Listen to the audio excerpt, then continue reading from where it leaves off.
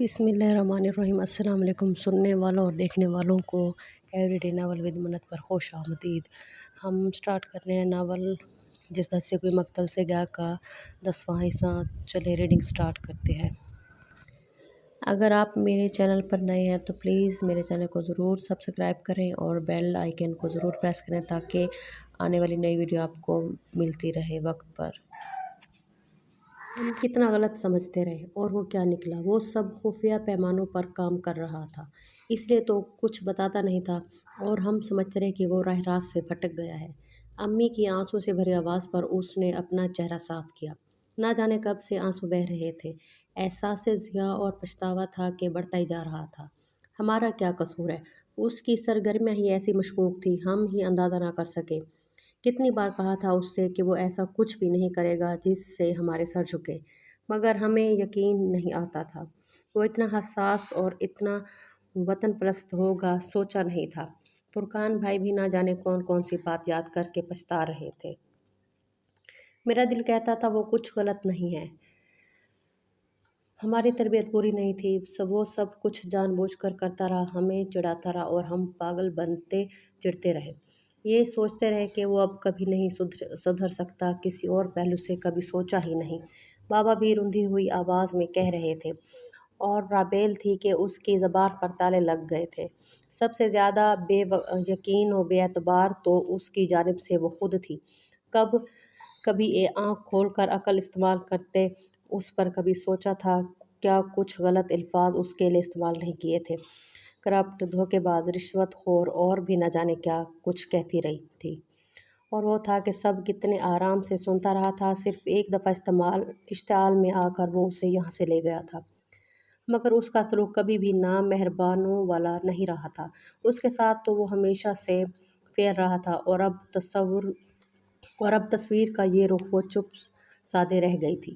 اس mission پر جانے سے پہلے جب اس نے اس کے حوالے کیے گئے ڈاکیومنٹس لیے تھے تو اس نے اس پر کس انداز میں طنز کے تیر نہیں اچھالے تھے۔ جواباً برا مانے بغیر مسکراتا رہا تھا، سو طرح سے اسے چڑھاتا رہا تھا اور وہ چڑھتی بھی رہی تھی۔ اسے غدار وطن سے لے کر غاصب اور بھی نہ جانے کیا کچھ کہا تھا۔ پھر وہ چلا گیا اور اب بھائی، بابا اور وہ خود باقی سارا دن اس کے موبائل پر لمحہ ٹرائی کرتے رہے تھے، مگر وہ تھا کہ ریسیو ہی نہیں کرتا تھا۔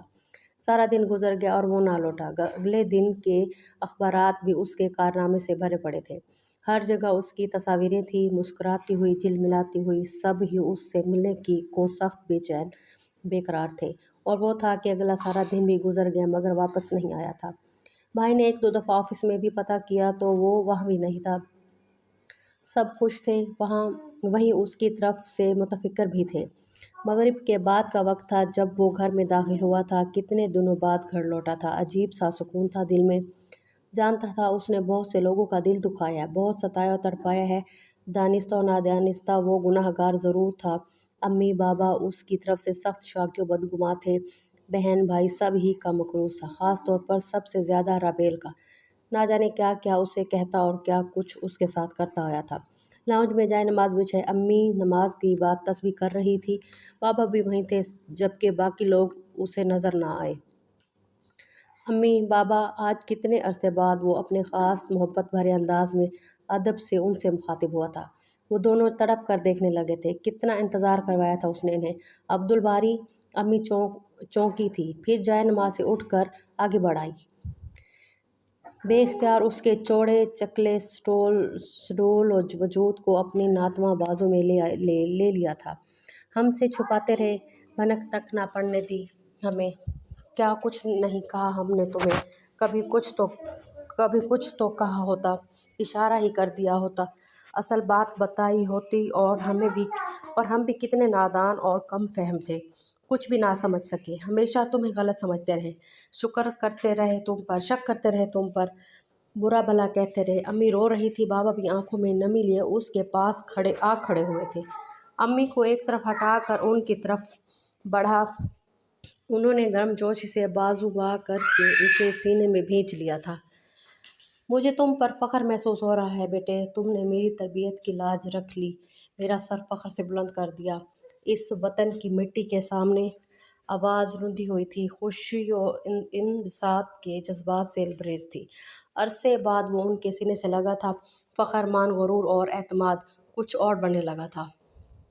یہ سب کیا تھا؟ ہمارے جذبات سے کیوں کھیلتے رہے؟ خود سے جدا کر کے اس کا چہرہ دونوں ہاتھوں میں تھام کر پیشانی چومتے ہوئے پوچھا تھا۔ وہ مسکرا دیا، پھر ان کو لے کر صوفے پر بیٹھ گیا، شروع سے لے کر اب تک کی ساری رویداد تفصیل سے سنانے لگا تھا۔ اتنے عرصے کی محنت کا ایک ایک لمحہ، حرف بحرف، پوری سچائی کے ساتھ، کچھ بھی چھپائے یا جھوٹ بولے بغیر۔ رابیل کہاں ہے؟ کچھ وقت گزرنے کے بعد اس کا خیال آیا، امی سے پوچھا۔ نماز پڑھنے کمرے میں گئی تھی، اندر ہی ہوگی، اپنا چہرہ صاف کرتے انہوں نے بتایا۔ وہ کمرے میں آ گیا۔ رابیل جائے نماز بچھائے بیٹھی ہوئی تھی، دعا کے لیے ہاتھ اٹھے ہوئے تھے، آنکھیں بند تھیں، کپ کپاتے لبوں سے اپنے اللہ سے ناطہ جوڑے ہوئے تھی۔ وہ خاموشی سے آگے بڑھ کر صوفے پر جا بیٹھا۔ دعا مانگ کر جائے نماز لپیٹ کر وہ اٹھ کھڑی ہوئی تھی، دوپٹے کو ڈھیلا کرتے وہ پلٹی تھی جب عبدالباری کو کمرے میں دیکھ کر ٹھٹک گئی۔ باری آپ! وہ وہیں ساکت ہو گئی۔ کیوں میرا آنا پسند نہیں آیا؟ یا میرا زندہ سلامت آنا شاک زدہ کر گیا ہے؟ دعائیں تو بڑی مانگی ہوں گی میرے مرنے کی، مگر افسوس۔ ہونٹوں پر ایک بھرپور مچلتی مسکراہٹ سجائے، آنکھوں میں شوخ جذبات لیے عبدالباری نے غور افشانی کی تھی۔ وہ تڑپ کر دیکھنے لگی، آنکھیں لمحوں میں جھلک آنے کو بےتاب ہو گئی۔ بہت خراب ہیں آپ! ہاتھوں میں چہرہ چھپا کر پھوٹ پھوٹ کر روئی۔ عبدالباری آگے بڑھ آیا تھا، دونوں مضبوط توانا بازوؤں میں اس کے نازک سے پیکر کو سمیٹ لیا۔ سارا وجود پتے کی مانند لرز رہا تھا۔ وہ لے کر بستر پر آ بیٹھا۔ ہمیشہ ہی یوں ہی کیا ہے میرے جذبات سے، ہمیشہ اسی طرح کھیلتے ہیں۔ موت مذاق ہے آپ کے لیے؟ روتے ہوئے ہچکیوں میں اس نے بھرپور شکوہ کیا۔ وہ مسکرا دیا۔ ساری غلطی آپ کی ہے، سارے قصور آپ کے ہیں، ہمیں دھوکہ دیتے رہے۔ حقیقت کیا ہے کبھی بتائی ہی نہیں، سسکیوں سمیت وہ کہہ رہی تھی۔ وہ کچھ کہے بغیر اس کے بس چپ ہونے کا منتظر تھا۔ وہ یوں رو دھو کر استقبال کرے گی امید نہیں تھی۔ تصور میں تو وہ اس کا طنز برساتا، تاک تاک کر وار کرتا، کڑوی کسیلی باتیں سناتا سراپا تھا، اور اب وہ ساون بھادو بنی ہوئی تھی۔ رو دھو کر دل کا غبار اچھی طرح نکال کر فارغ ہوئی تو آنکھیں بے رحمی سے رگڑیں۔ I am sorry.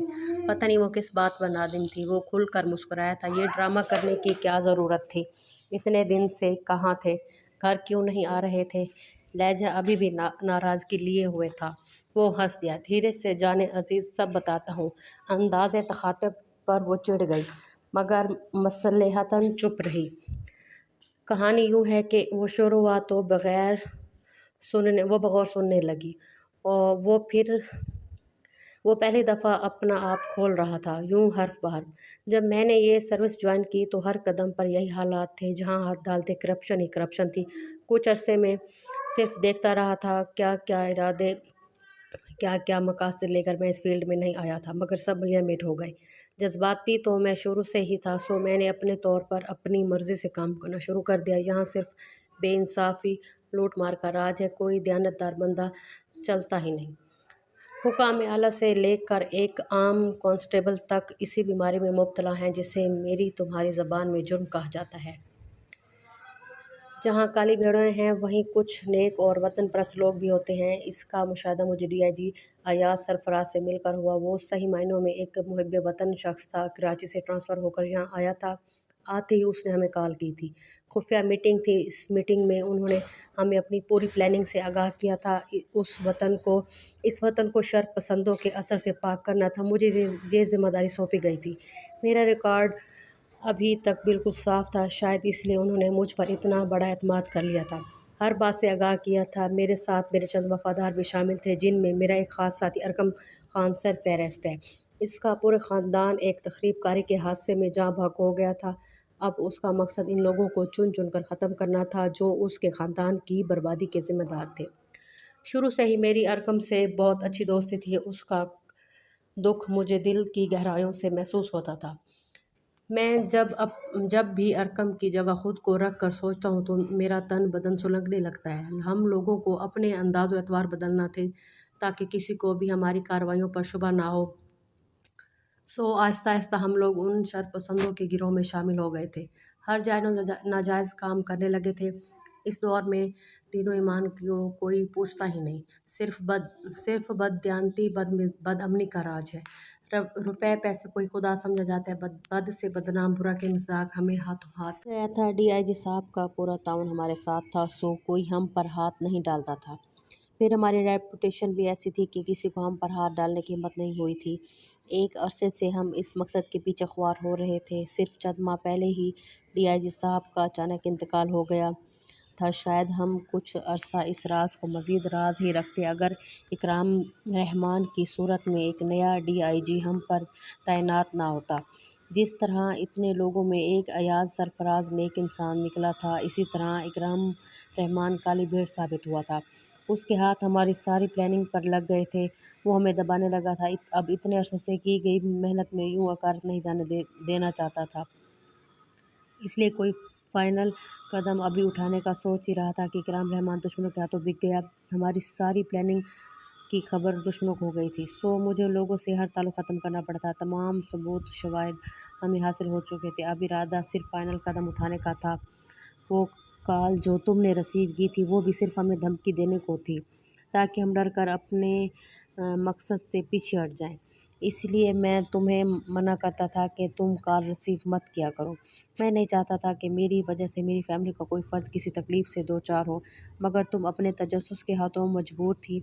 वो मुस्कुरा रहा था, उसे घूरने लगी, फिर भी कुछ ना कहा। हम पर बहुत दबाव था और अब जब मैं अपने मकसद के इतने करीब था तो कैसे हार मान लेता। सो हर काम बहुत जल्द समेटता था। फाइनल कदम उठाया तो रिज़ल्ट हमारी तौक़ा से कहीं बढ़कर था। इस वतन के अफसरान अगरचा बेज़मीर हैं, मगर अवाम अपने अभी मुर्दा नहीं हुई। मुझे डर था कहीं इकराम रहमान हम पर कोई दबाव न डाले, इसलिए मुझे मजबूरन सब कुछ मीडिया के सामने लाना पड़ा था। जो अब कुछ है तुम्हारे सामने है। मीडिया हमारे इस इक़दाम को बहुत सराह रहा है। पाकिस्तानी अवाम बहुत पुरजोश है। हमारे हौसले एकदम बहुत बुलंद हो गए हैं। मेरा इरादा फ़ौरन घर राब्ता करने का था, मगर एक शर्मिंदगी सी थी। दानिस्ता नादानिस्ता मैं बहुत कुछ गलत कर चुका था, सिर्फ़ और सिर्फ बुराई को इसकी जड़ से उखाड़ने के लिए। इस सिलसिले में तुम सब लोगों को भी बहुत तकलीफ़ पहुंचाई, सो बहुत चाहने के बावजूद घर ना आ सका। अब जो भी जैसा भी हूँ तुम सबके सामने वो डबडबाती आंखों से देखे गई। जिस शख्स की शोहरत एक दफ़ा बुरी हो जाए, कोई उसकी बात पर यकीन नहीं करता। पता नहीं तुम लोगों का क्या रिएक्शन होता, यकीन भी करते या नहीं। बस इसी सोच में उलझा रहा। वो ठहर ठहर कर बोल रहा था। राबेल ने अपनी आंखें साफ की। अभी तो सिर्फ एक गिरा खुली थी, कुछ साल अभी बाकी थे। यकीन करने या ना करने का तो सवाल एक तरफा रहता है। मेरे साथ जो कुछ किया है अब आपने, वो किस उम्र में आता है। हर अमल का एक रद्द अमल होता है। किसी से नज़र मिलाने के काबिल नहीं छोड़ा मुझे। कोई यूँ भी करता है। कभी भी आपको अपनी गलती का एहसास नहीं हुआ। भोले भटके से कभी तसल्ली तशफ़ी का एक लफ्ज़ ना बोला, ज़ोर ज़बरदस्ती किया कुछ नहीं क्या। हमेशा मेरे दिल जलाते रहे, उल्टी सीधी बातें करते रहे। अगर इन बातों को सोचूं तो एक पल को भी यकीन ना आए, मगर जज्बात से निकल कर देखूं तो शक करने की कोई गुंजाइश नहीं बचती। अब पूछ सकती हूँ ना, जो मेरे साथ सलूक किया वो क्या था। उसके पास शिकवों का एक दफ्तर मौजूद था। वो बेहतर हंसने लगा। तो फिर मैं क्या करता, राबेल जान, तुम मुझे शुरू से ही अच्छी लगती थी। कभी ज़ार ना किया, क्योंकि हमारी तरबियत इन पैमानों पर हुई ही नहीं थी। दूसरे दिल को यह तसल्ली भी थी कि अपनी चीज़ हो जब ख्वाहिश करूँगा पा लूँगा। कौन सा तुम कहीं भागी जा रही हो। अभी तो तालीम का सिलसिला चल रहा है, बस खुद को ही सेट करता रहा। इसी मसले पर उलझा रहा।